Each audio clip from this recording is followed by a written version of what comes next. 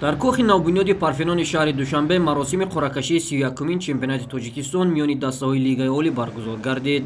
Дар маросими қуръапартоии сармураббиён ва сарбонҳои даста, директорони варзишии бошгоҳҳо, сарпарастони чемпионати кишвар ва намояндагони Федератсияи футболи меҳан иштирок намуданд. Маросими мазкур бо суханронии директори генералии Лигаи футболи кишвар Сайфалишоҳ Қурбонов оғоз гардид ва дар идома қайд гардид ки баъди 30 соли баргузории Лигаи футболи меҳан имсол формати баргузории худро тағйир дод. Чемпионат дар ду марҳила баргузор хоҳад шуд. Дар марҳилаи аввал ҳама 10 даста ду давр бо ҳам бозӣ хоҳанд кард. Дар марҳилаи дуюм бошад дастаҳо ба ду гурӯҳ тақсим карда хоҳанд шуд. имтиёзҳоеро ки дастаҳо дар марҳилаи аввал ба даст оварданд дар ҳисобашон боқӣ мемонад.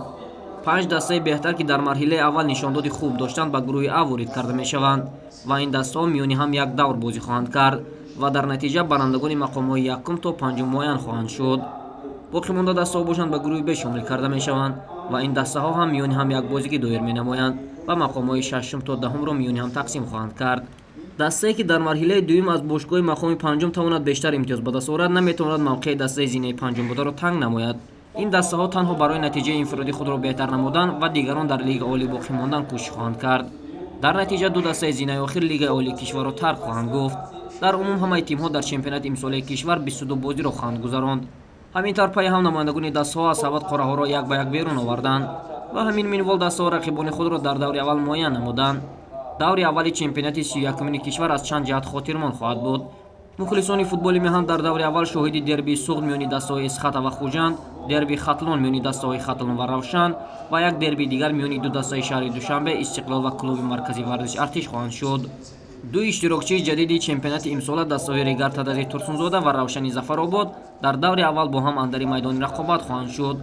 ёдовар бояд шуд ки ҳарду ин дастаро бародарон Ҳикматулло ва Раҳматулло Фузайлиҳо тамрин медиҳанд. барои ҳамин ҳасосияти даври аввали чемпионати Тоҷикистон боз бештар мегардад. бозиҳои даври аввали чемпионати Тоҷикистон миёни дастаҳои Лигаи Олӣ 2 апрел шурӯъ мешавад. مراسم قرعه کشی خیلی خوب انجام شد و بهتر از اونی که یک ماه قبل از شروع مشخص شد ما با چه تیم‌هایی بازی می‌کنیم.